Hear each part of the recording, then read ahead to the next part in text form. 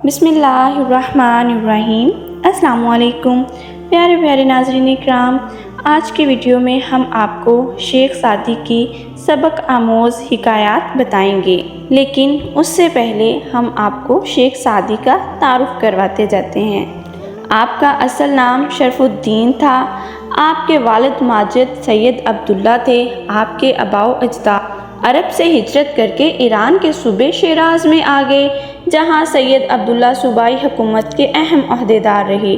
शेख सादी शिराज में पैदा हुए, इसलिए आपको सादी शिराजी भी कहा जाता है। तारीख़ में आपका साल पैदाइश 1182 है और आपने 1292 में वफ़ात पाई। आपके वालिद दीनदार और सोमो सलात के पाबंद इंसान थे, इसलिए शेख सादी को बचपन ही से दीनी माहौल मिला।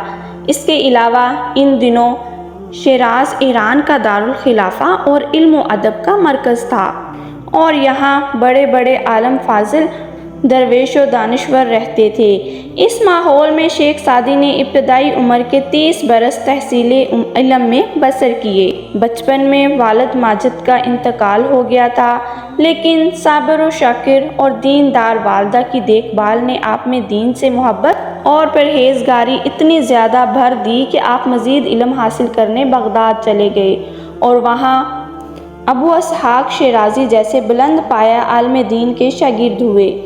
शेख सादी के मुतल्लिक मशहूर है कि आपने 30 बरस की उम्र तक पढ़ना लिखना सीखा, फिर 30 बरस की इल्म के मुशाहिदे के तौर पर सैर व सियाहत में गुजारे। इससे आपकी तबीयत में फ़िक्र व दरवेशी की सिफ़ात पैदा हो गईं।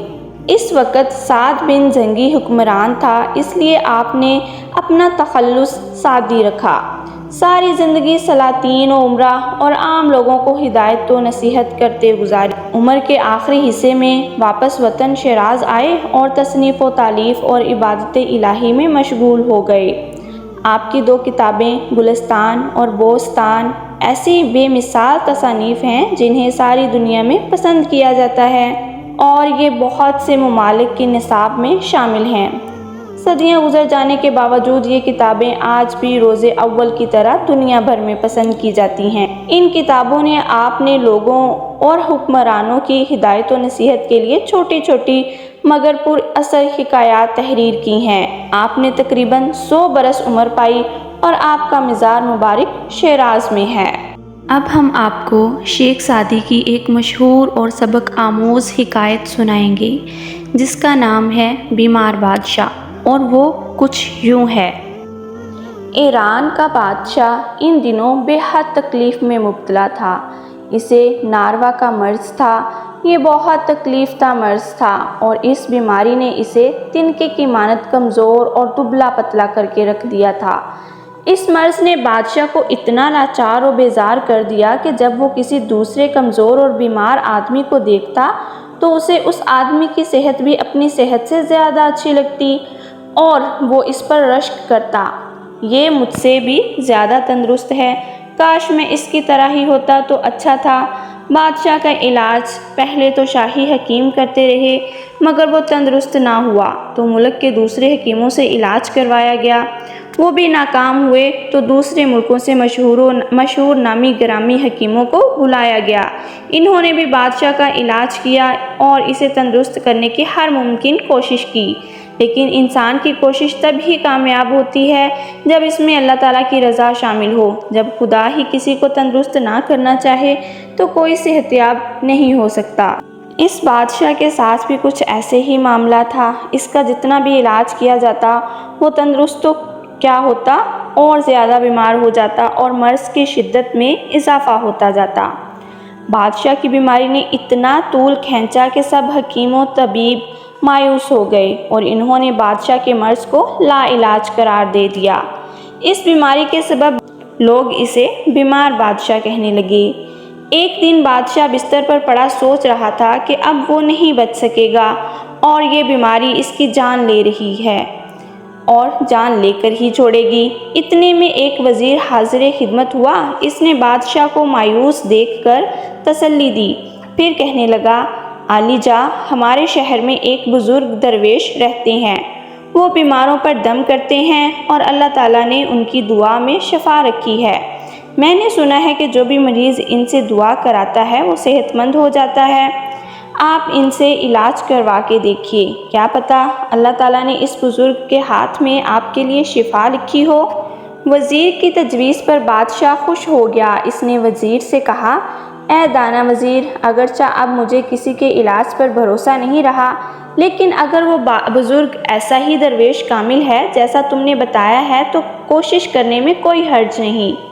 جہاں اتنے حکیموں کو آزمایا ہے وہاں ایک اور کو آزما لیا جائے تو کیا مضحکہ ہے۔ تم اس بزرگ کو بلوا لو۔ بادشاہ کی اجازت ملتے ہی وزیر نے چند غلاموں کو اس بزرگ کی طرف بھیجا اور وہ بزرگ کو بلا لائے۔ بزرگ شاہی محل میں آیا تو سب لوگوں نے اسے عزت دی اور اس کا احترام کیا، پھر اسے بادشاہ کی خوابگاہ میں لے گئے۔ بادشاہ بیماری کے سبب بزرگ کی تعظیم کے لیے بستر سے نہ اٹھ سکا۔ اس نے بزرگ سے معذرت کی، میں آپ کی تعظیم کے لیے دروازے تک نہیں جا سکا، اس کے لیے معافی چاہتا ہوں۔ آپ میری حالت دیکھ ہی رہے ہیں، جیسے دھاگا سوئی کو پابند کر دیتا ہے اور پرندہ پنجرے میں قید کر دیا جاتا ہے، اسی طرح مجھے اس مرض نے بے بس کر دیا ہے۔ میں شدید اذیت میں مبتلا ہوں، میں آپ سے درخواست کرتا ہوں کہ میرے لیے دعا کیجیے۔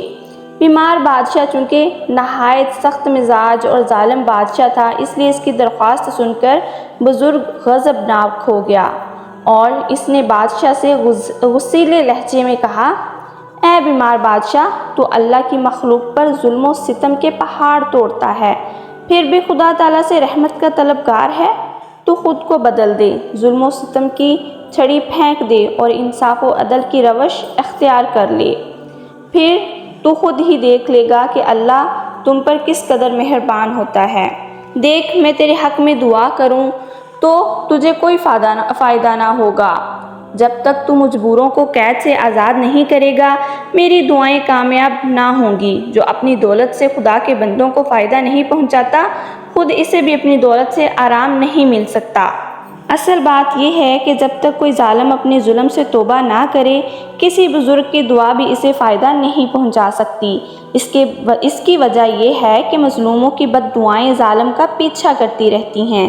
یہ بد دعائیں اس کے حق میں اچھی دعاؤں کو خدا کے حضور قبول نہیں ہونے دیتی، اس لیے تم ظلم سے باز آ جاؤ۔ بزرگ کی سچی باتیں سن کر بادشاہ کو بزرگ پر بہت غصہ آیا، مگر اس نے ضبط سے کام لیا۔ بزرگ کے جانے کے بعد تنہائی میں اس نے بزرگ کی باتوں پر غور کیا تو اسے بزرگ کی باتیں محسوس ہوئیں اور وہ خود کو مجرم محسوس کرنے لگا۔ تب اس نے فوراً بزرگ کو واپس بلایا۔ بادشاہ نے اسی وقت تمام قیدیوں کو آزاد کرنے کا حکم دے دیا تاکہ بزرگ کی دعا قبول ہو جائے اور اس کی قبولیت میں جو رکاوٹ ہے وہ دور ہو جائے۔ تب اس بزرگ نے پہلے 2 رکعت نماز پڑھی، پھر بادشاہ کی صحت یابی کے لیے اللہ کی بارگاہ میں دعا کی۔ اس کی دعا قبول ہو گئی۔ ابھی بزرگ نے دعا کر کے ہاتھ منہ پر پھیرے ہی تھے کہ بادشاہ تندرست ہو گیا اور اٹھ کر اپنے پاؤں پر چلنے پھرنے لگا۔ اس کی خوشی کا کوئی ٹھکانہ نہ رہا۔ سارے محل میں خوشی کی لہر دوڑ گئی اور سب لوگ خوشی سے ناچنے لگے۔ بادشاہ کے حکم پر بزرگ کو بے شمار دولت دینے کی کوشش کی گئی، مگر بزرگ نے لینے سے انکار کر دیا۔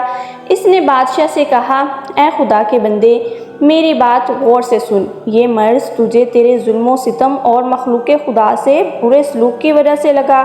بے گناہوں اور مظلوموں کی بد دعاؤں سے قدرت نے تمہیں اس موذی مرض میں مبتلا کر دیا تھا۔ اب دوبارہ مخلوق خدا کو پریشان مت کرنا، ورنہ یہ مرض تمہیں دوبارہ چپک جائے گا۔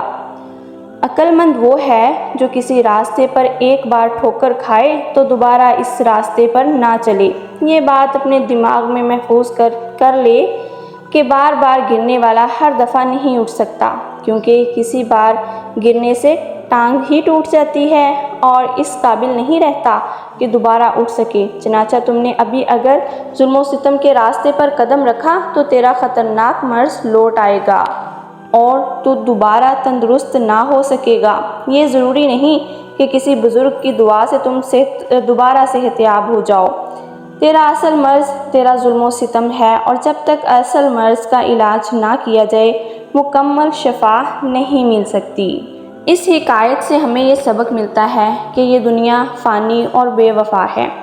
اس سے وہی لوگ فائدہ اٹھاتے ہیں جو اللہ کی مخلوق کی بھلائی میں زندگی گزارتے ہیں اور اپنی آخرت سنوارتے ہیں، اور اللہ کے بندوں کو خوش رکھنے والا ہی ہمیشہ خوش رہتا ہے۔